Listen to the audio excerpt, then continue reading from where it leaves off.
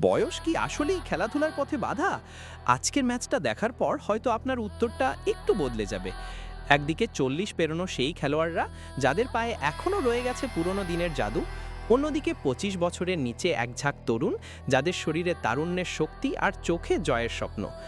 আজ পীরগাছার জেএন মাঠে মুখোমুখি হয়েছে সোনালী অতীত বনাম তরুণ প্রজন্ম।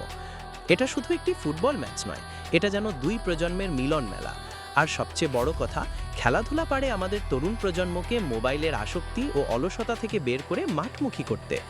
আসসালামু আলাইকুম বন্ধুরা, স্বাগতম আমার আরেকটি নতুন ব্লগ ভিডিওতে।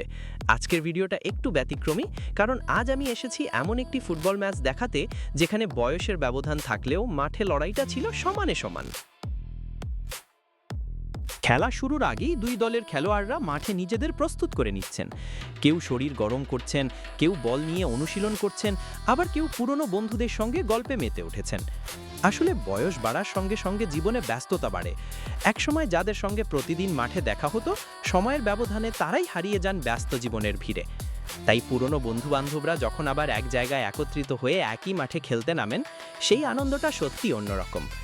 এই ধরনের আয়োজন শুধু ফুটবল খেলা নয়, এগুলো পুরনো সম্পর্কগুলোকে আবারও নতুন করে বাঁচিয়ে তোলার একটি সুন্দর মাধ্যম।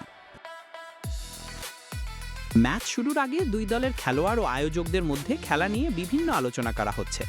মাঠে উপস্থিত ছিলেন পীরগাছা উপজেলা বিএনপির সভাপতি আমিনুল ইসলাম রাঙ্গা সহ আরও অনেকে।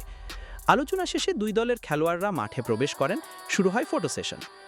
একদিকে অভিজ্ঞতা, অন্যদিকে তারুণ্যের শক্তি। দুই দলের খেলোয়াড়দের দেখেই বোঝা যাচ্ছিল ম্যাচটা মোটেও সহজ হতে যাচ্ছে না।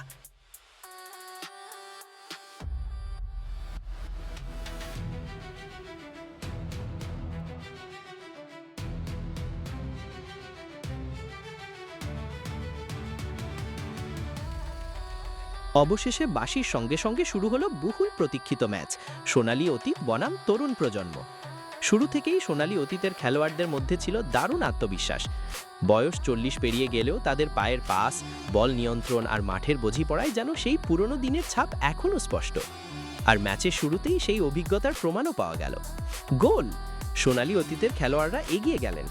তরুণ প্রজন্মের খেলোয়াড়রা চেষ্টা করেও যেন অভিজ্ঞ খেলোয়াড়দের সামনে খুব একটা সুবিধা করতে পারছিলেন না। একদিকে তরুণদের গতি, অন্যদিকে অভিজ্ঞদের কৌশল আর মাঠের বোঝাপড়া, দারুণ একটা লড়াই চলতে থাকে। এরপর আবারও আক্রমণ থেকে সুযোগ তৈরি করে সোনালী অতীতের খেলোয়াড়রা। আরেকটি গোল। প্রথমার্ধ শেষ হলো ২-০ গোলে। ৪০ পেরোনো খেলোয়াড়দের সামনে প্রথমার্ধে ২ গোল পিছিয়ে তরুণ প্রজন্ম। তবে খেলা তখনও শেষ হয়নি। দ্বিতীয়ার্ধে মাঠে নেমেই তরুণ প্রজন্ম যেন আরও বেশি আত্মবিশ্বাসী হয়ে ওঠে। একাধিক আক্রমণ তৈরি করে তারা। শেষ পর্যন্ত সেই আক্রমণ থেকেই আসে কাঙ্ক্ষিত গোল। ১ গোল শোধ করে তরুণ প্রজন্ম। ম্যাচের উত্তেজনা তখন আরও বেড়ে যায়। একদিকে সমতায় ফেরার চেষ্টা, অন্যদিকে নিজেদের লিড ধরে রাখার লড়াই। শেষ পর্যন্ত আর কোনো গোল না হওয়ায় ২-১ গোলের ব্যবধানে জয় পায় সোনালী অতীত। সত্যি বলতে আজকের ম্যাচের সবচেয়ে বড় জয় কোনো একটি দলের নয়। জয় হয়েছে খেলাধুলার, জয় হয়েছে বন্ধুত্বের, জয় হয়েছে দুই প্রজন্মের মিলনের। এই ম্যাচ আমাদের একটা বিষয় খুব সুন্দরভাবে মনে করিয়ে দেয়, বয়স বাড়তে পারে, কিন্তু ইচ্ছা থাকলে তারুণ্যকে ধরে রাখা যায়। আর আমাদের তরুণ প্রজন্মের জন্য খেলাধুলার গুরুত্ব তো আরও বেশি।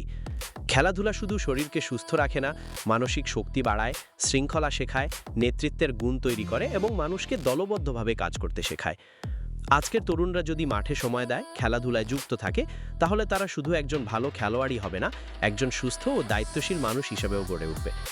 তাই আমাদের প্রত্যাশা, এমন আয়োজন আরও বেশি হোক, মাঠগুলো আবারও তাদের পদচারণায় মুখরিত হোক। কারণ একটি মাঠ শুধু খেলোয়াড় তৈরি করে না, একটি সুন্দর সমাজও তৈরি করতে পারে। তো বন্ধুরা, এই ছিল আজকের সোনালী অতীত বনাম তরুণ প্রজন্মের জমজমাট ফুটবল ম্যাচ। ভিডিওটি ভালো লাগলে অবশ্যই লাইক করবেন, আপনার মতামত কমেন্টে জানাবেন এবং এমন আরও সুন্দর ভিডিও দেখতে পাশে থাকবেন। সবাই ভালো থাকুন, সুস্থ থাকুন।